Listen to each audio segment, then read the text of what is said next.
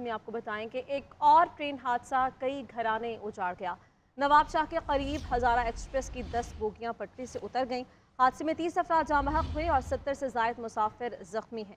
मरने वालों में 8 खातीन और 3 बच्चे शामिल हैं। 26 शदीद जख्मी अफराद नवाबशाह के हॉस्पिटल मुंतकिल किए गए हैं, जबकि मरने वाले 15 अफराद की शनाख्त हो चुकी है। ट्रेन कराची से हवेलियां जा रही थी। ट्रेन ड्राइवर का कहना है कि ट्रैक बिल्कुल ठीक था और ट्रेन 50 किलोमीटर की रफ्तार से चल रही थी। एक और खौफनाक ट्रेन हादसा, हजारा एक्सप्रेस की 10 बोगियां उलट गईं, मुतअद्दिद मुसाफिर जाँ बहक, दर्जनों जख्मी।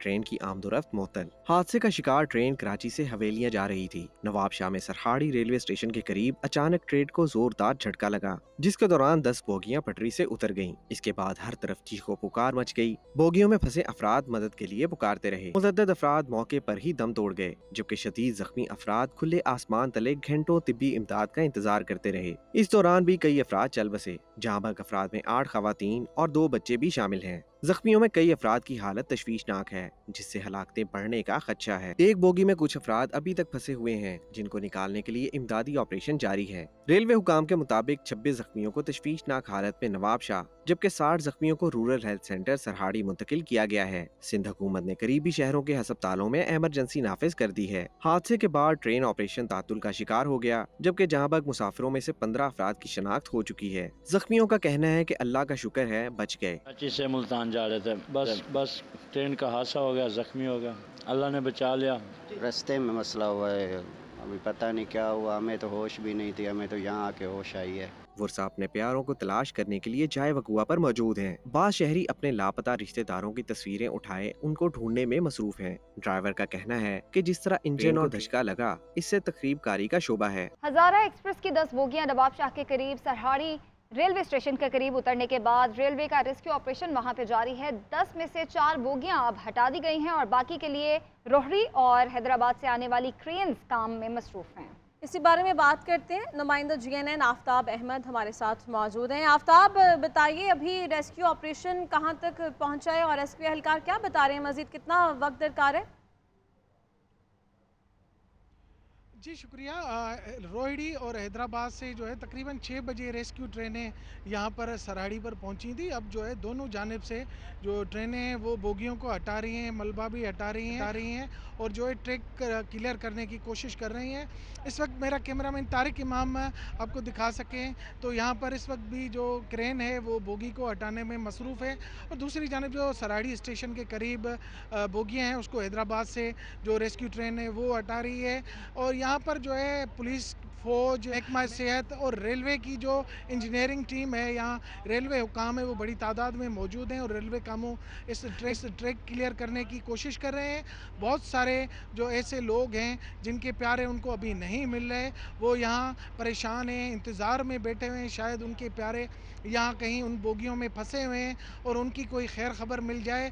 ये जैसे ही ट्रेन दोपहर में टंडो आदम और टंडो आदम के बाद शहदादपुर से रवाना हुई तो ये सराड़ी का मकाम है और सराड़ी मेरे अकब में बिल्कुल वो पुल है जहाँ पर ये ट्रेन को हादसा पेश आया था। उस पुल पे ही जो है वो ट्रैक इंतहाई ख़राब हो गया था, जिसकी वजह से 10 बोगियाँ जो है हज़ारा एक्सप्रेस की वो उलट गई थी। और ये ठीक है आफ्ताब, ये कहिएगा कि मुकम्मल तौर पर बोगियां तो नहीं हटाई गई हैं, क्या जो लोग बोगियों के अंदर मौजूद थे उन्हें रेस्क्यू कर लिया गया मुकम्मल तौर पर? अभी कोई ये इम्कानात तो नहीं है कि अभी भी लोग मौजूद होंगे?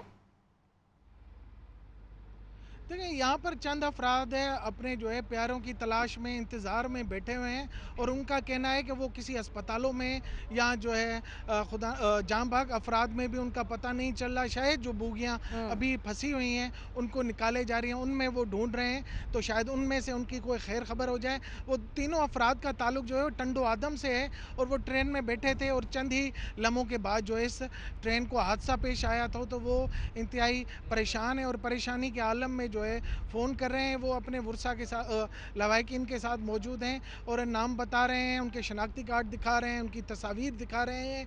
एक शख्स ने कहा कि मेरे प्यारे की कमीज़ तो मिल गई है लेकिन उसका कोई अता पता नहीं है। तो बहुत सारे लोग जो हैं वो अभी अस्पतालों में यानी अभी ये खदशात बाकी हैं कि हो सकता है कि मजीद लोग अभी फंसे हुए हों और रेस्क्यू ऑपरेशन अभी किया जा रहा है। बहुत शुक्रिया आफ्ताब, इस बारे में आप तफसीलन अपडेट कर रहे थे।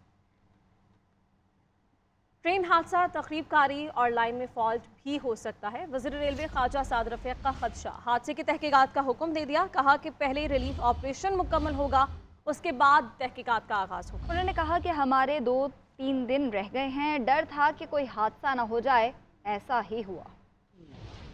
तो आज ये कोई बैड सी फीलिंग मेरी थी सुबह जब मैं नमाज के बाद उठा हूँ कि कोई खुदा ना करे कोई ऐसी फील थी कि हादसा ना हो, और आज दोपहर को ये हादसा हो गया बदकिस्मती से। नवाब शाह और सक्कर के हॉस्पिटल्स में हादसे के फ़ौरन बाद इमरजेंसी नाफिज कर दी गई थी। एक कोच को रिमूव करने के लिए काम बाकी है, उसके लिए क्रेन्स हम मूव कर चुके हैं। अफवाज Pakistan, rangers, provincial government Sindh, rescue 1122 और रेलवेज़ के एहलकारों का शुक्रगुजार हूँ कि उन्होंने मुश्किल और आजमाइश की इस घड़ी में अपना भरपूर किरदार अदा किया है। ड्राइवर का ये बयान है कि 45-50 के करीब चला रहा था, इसको काउंटर चेक करना पड़ेगा। उसके लिए FGIR हादसे के फ़ौरन बाद लाहौर से रवाना हो चुके हैं, जो इन्वेस्टिगेशन करेंगे।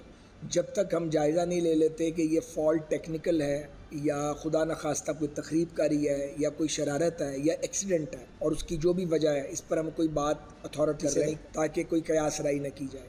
वज़ीर आला सिंध मुराद अली शाह हज़ारा एक्सप्रेस हादसे के ज़ख्मियों की अयादत के लिए नवाब शाह पहुँचे। वज़ीर आला सिंध ने अस्पताल में ज़ख्मियों की अयादत की।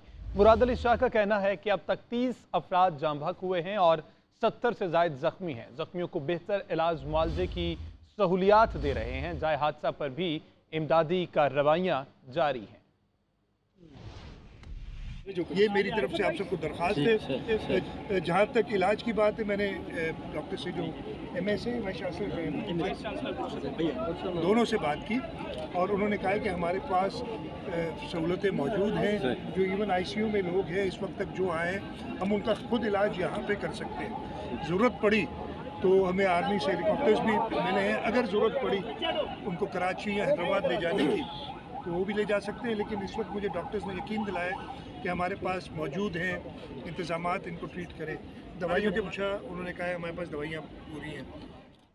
नवाब शाह के करीब हादसे का शिकार हज़ारा एक्सप्रेस के मुतासरीन के लिए कैंट स्टेशन समेत हैदराबाद, मीरपुर खास और नवाब शाह पर हेल्प डेस्क कायम कर दिए गए हैं, जबकि ट्रेन का शेड्यूल भी मुतासर है। ताहम हुकाम का ये कहना है कि कोई भी ट्रेन मनसूख नहीं की गई है। तमाम ट्रेन ताख़ीर के साथ रवाना की जा रही हैं। मज़ीद क्या अपडेट हैं, ये बताएंगे राना खालिद महमूद।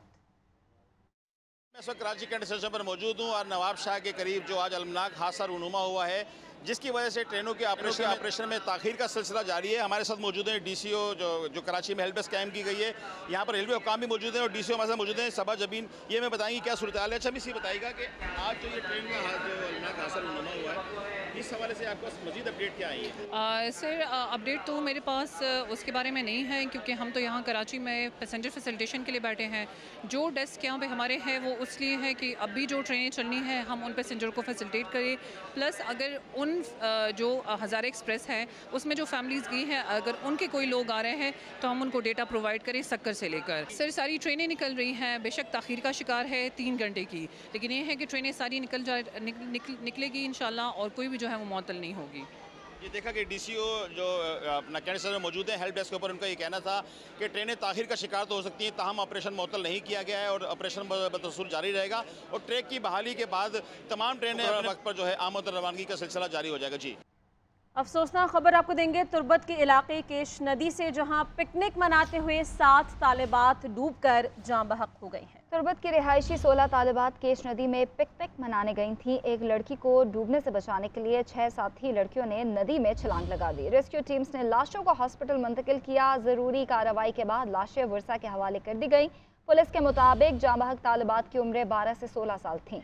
वज़ीर आला बलोचिस्तान अब्दुल कुद्दूस बजिंजो ने तालिबात के जाँ बहक होने पर अफसोस का इजहार करते हुए वालिदैन से ताज़ियत की। वज़ीर आज़म शहबाज शरीफ कहते हैं कि 9 अगस्त को असम्बली तहलील कर दूंगा। नवाज शरीफ जल्द वतन वापस आ जाएंगे, अगले वज़ीर आज़म बनेंगे, मुल्क की तकदीर बदल देंगे। कसूर में जलसे से खिताब करते हुए कहा कि खाना काबा की घड़ी का मॉडल नवाज शरीफ ने तो चोरी नहीं किया, साकिब निसार और साजिशी टोले ने अकामे पर नवाज शरीफ को सजा दिलवाई थी। उस वक्त ये उछल उछल कर कहते थे कि नवाज शरीफ नाअहल हो गया, मिठाइयाँ बांटो। नवाज शरीफ छुपा नहीं, न सर पर टोप पहना। साबिक़ हुकूमत ने IMF से मुआहिदा तोड़ा, मुल्क के दिवालिया होने का खतरा पैदा हो गया। हमने मुल्क को डिफॉल्ट होने से बचाया। 9 तारीख को अपनी हुकूमत यानी असेंबली को डिसॉल्व कर दूंगा। ठाठे मारता हुआ समंदर इस बात की पुकार कर गवाही दे रहा है कि अगला वजीर आजम नवाज शरीफ होगा और इस मुल्क की खिदमत करेगा। वो वतन से बाहर किसने बैठाया उनको? उसको साकिब निसार और उसके साजिशी टोले ने पनामा के बजाय अकामा में सजा दिलाई। 100 पेशियां भुगती दिन रात, शाम तक वो केसेस लगते थे। नवाज शरीफ सर पे टोप पहन कर नहीं भागा, बीमारी का बहाना नहीं बनाया, दहशतगर्दी का बहाना नहीं बनाया और घर पे छुपा नहीं। उसने कहा कि मैंने पाकिस्तान की खिदमत की है, तुम जो चाहे करो, मुझे तारीख मुझे याद रखेगी मेरी खिदमत के हवाले से। ये उछल के कहते थे कि जज का फैसला है, खुशियां करो, मिठाई बांटो। हमने तो कोई इस बारे में एक लफ्ज नहीं कहा। वफाकी वज़ीर इत्तलात मरियम औरंगजेब कहती हैं कि निगरान वज़ीर आज़म के लिए मुशावरत जारी है, मरदमशुमारी हो चुकी है, इंतखाबात की जिम्मेदारी इलेक्शन कमीशन की है। असम्बली तहलील करने की समरी जल्द सदर मुमलिकत को इरसाल कर दी जाएगी। कराची प्रेस क्लब में मीडिया से गुफ्तगू करते हुए कहा कि 9 मई के मास्टरमाइंड चेयरमैन तहरीक इंसाफ थे, मईशत को तबाह करके चले गए, महंगाई का भी इन्होंने बम गिराया। अपॉइंट करना वज़ीर आज़म पाकिस्तान और अपोजिशन लीडर का आइनी ज़िम्मेदारी है, मुशावरत जारी है। इंशाअल्लाह जो भी फ़ैसला उन दोनों के दरमियान होगा उसका पाकिस्तान की आवाम के सामने ऐलान होगा। Digital notification of the census कौमी आइनी फरीज़ा CCI का था, जो कल तमाम सूबों ने वज़ीर आज़म की सदारत में यूनानिमसली नोटिफाई किया। 9 तारीख का प्राइम मिनिस्टर ने अनाउंस किया है मुशावरत के साथ हमारी गवर्नमेंट की ख़त्म होने की मुद्दत की समरी सदर को अरसाल हो जाएगी और उसके बाद उसके मुताबिक 3 महीने में इलेक्शन होने हैं। पेट्रोल बम तो हमने ज़मान पाक में सुना और बने और उससे पुलिस वालों के सर फटे और उससे रेंजर्स की गाड़ियाँ जली और उससे पुलिस की गाड़ियाँ जली। उसके बाद हमने वो देखा 9 मई को मास्टरमाइंड जो है वो मिस्टर इमरान खान साहब थे, वो हमने देखा। सेनेट इजलास में नई मरदमशुमारी पर अरकान ने तहफ़्फ़ुज़ात का इजहार कर दिया। JUIFA के सेनेटर कामरान मुर्तज़ा ने बलूचिस्तान की आबादी कम करने का इल्ज़ाम आयद किया, जबकि वज़ीर कानून आज़म नज़ीर तार ने एतराज़ मुस्तरद कर दिया। तहरीक इंसाफ के अरकान ने एहतजाजन वॉकआउट भी किया। सेनेट में नई मरदमशुमारी पर एतराज़ात, ऐवान बाला में चेयरमैन PTI की गिरफ्तारी की भी गूंज, आम इंतखाबात के इनेकाद पर खदशात का इजहार। पार्लियामेंट के ऐवान बाला का इजलास चेयरमैन सादिक संजरानी की सदारत में हुआ। तहरीक इंसाफ के सेनेटर्स स्याह पट्टियां बांधकर इजलास में शरीक हुए। ऐवान में नई मरदमशुमारी के मामले पर बहस की गई। JUI के सेनेटर कामरान मुर्तज़ा ने डिजिटल मरदमशुमारी पर एतराज किया, बोले कि हुकूमत ने जाते जाते बलोचिस्तान पर एक और बम गिरा दिया है। कामरान मुर्तज़ा ने इजलास से वॉकआउट भी किया। वज़ीर कानून आज़म नज़ीर तारड़ ने जवाब दिया कि बलूचिस्तान की आबादी कम नहीं की गई, मरदमशुमारी की आदादोशुमार हकीकत पर मबनी है, बर वक्त जल्द इलेक्शन आईनी तकाजा है। पाकिस्तान में सबसे ज्यादा आबादी का ग्रोथ 3.20% बलूचिस्तान में है। बलूचिस्तान की आबादी उसके बावजूद बढ़ी है और तकरीबन जो ऑफिशियल सेंसस अब हुए हैं उनके मुताबिक 1.5 करोड़ पे उसकी आबादी गई है। ये हुकूमत में शामिल जमातों का भी रिजॉल्व है कि इंतखाबात आईनी रिक्वायरमेंट्स के एन मुताबिक जल्द से जल्द होने चाहिए। PTI के सेनेटर सैफुल्लाह बुड़ो ने अपने कायद की गिरफ्तारी पर हुकूमत को तनकीद का निशाना बनाया। उनका कहना था कि चेयरमैन PTI को बाहर रखकर इलेक्शन जीत जाएंगे, ये इनकी भूल है। आपकी आखिरी डिमांड थी कि खान साहब डिस्क्वालीफाई हो जाए, खान साहब जेल में चला जाए। आपको ये वहम है, आपकी ये खुशफहमी है कि आप उनके बगैर ये इलेक्शन जीत जाएंगे, ये आपकी भूल है। पाकिस्तान का अवाम आपको निकाल के फेंक देगा, पूरी गवर्नमेंट को। पीपल्स पार्टी के सेनेटर हज़र अब्बानी बोले कि अब इलेक्शन कमीशन को जाग जाना चाहिए। उन्होंने इंतखाबात मुलतवी होने का खदशा जाहिर कर दिया। 60 डेज में या 90 दिन के अंदर इलेक्शंस होने थे, वो मुलतवी शायद हो जाए। ये आइन की खिलाफ वर्जी होगी। 60 डेज और 90 डेज आइन के अंदर दिए हुए हैं। वज़ीर खजाना इसाकदार ने नई डिजिटल मरदमशुमारी के आदादोशुमार की हिमायत की, कहा डिजिटल मरदम में गलती की गुंजाइश कम है। नई मरदमशुमारी का फैसला साबिक हुकूमत ने किया था। आगे बढ़े और अब बात करें पेशावर की तहसील मित्रा में ज़िमनी बल्दियाती इंतखाबात के नताइज आने का सिलसिला जारी है। 155 में से 60 पोलिंग स्टेशन के गैर हतमी गैर सरकारी नताइज के मुताबिक PTI के उम्मीदवार इनामुल्ला 9,754 वोट लेकर आगे हैं। मजीद तफसीलात जानते हैं हमारे नुमाइंदे जुनेद आलम से। जी जुनेद, बताइएगा।